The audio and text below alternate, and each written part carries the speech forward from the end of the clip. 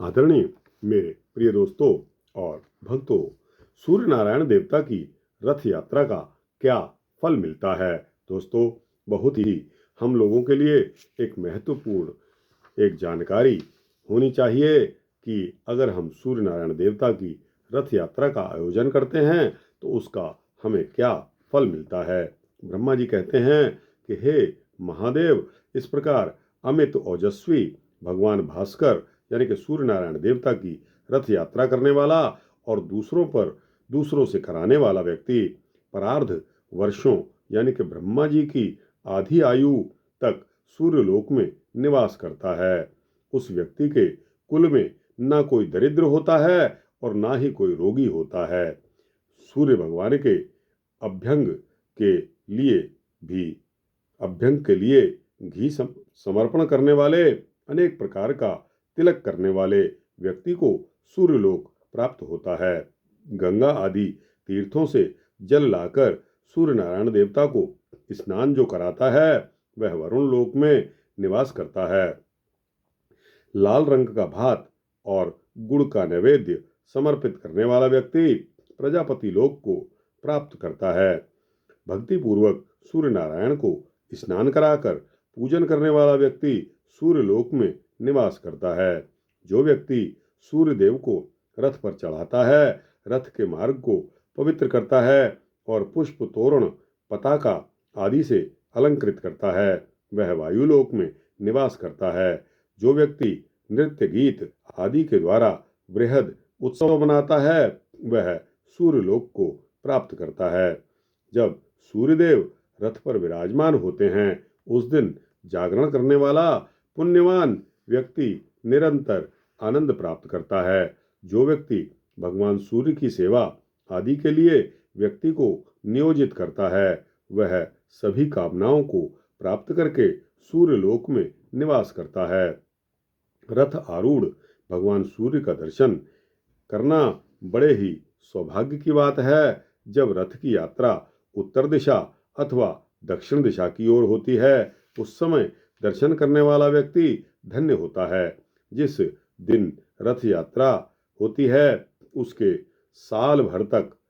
साल भर बाद उसी दिन पुनः रथ यात्रा करनी चाहिए। यदि वर्ष के बाद यात्रा न करा सकें तो 12वें वर्ष अतिशय उत्साह के साथ उत्सव संपन्न करके यात्रा संपन्न करानी चाहिए।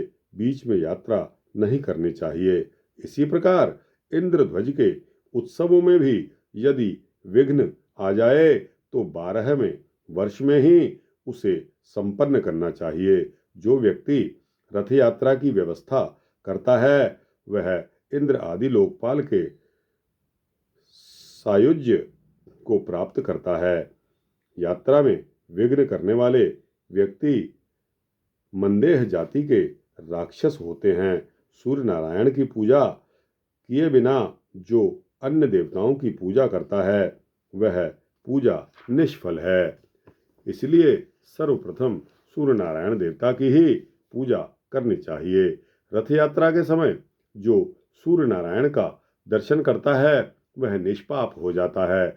षष्ठी, सप्तमी, पूर्णिमा, अमावस्या और रविवार के दिन दर्शन करने से बहुत पुण्य होता है। आषाढ़, कार्तिक और माघ की पूर्णिमा को दर्शन करने से अनंत पुण्य होता है। इन 3 मासों में भी रथ यात्रा करनी चाहिए। इनमें भी कार्तिकी यानी कि कार्तिक पूर्णिमा को विशेष फलदायक होने से महाकार्तिकी कहा गया है। इन समयों में उपवास करके जो भक्ति पूर्वक भगवान सूर्य की पूजा करते हैं, वह सदगति को प्राप्त करते हैं। संसार पर अनुग्रह करने के लिए संसार पर अनुग्रह करने के लिए प्रतिमा में स्थित होकर सूर्यदेव स्वयं पूजन ग्रहण करते हैं। जो व्यक्ति मुंडन कराकर स्नान, जप, होम, दान आदि करता है, वह दीक्षित होता है।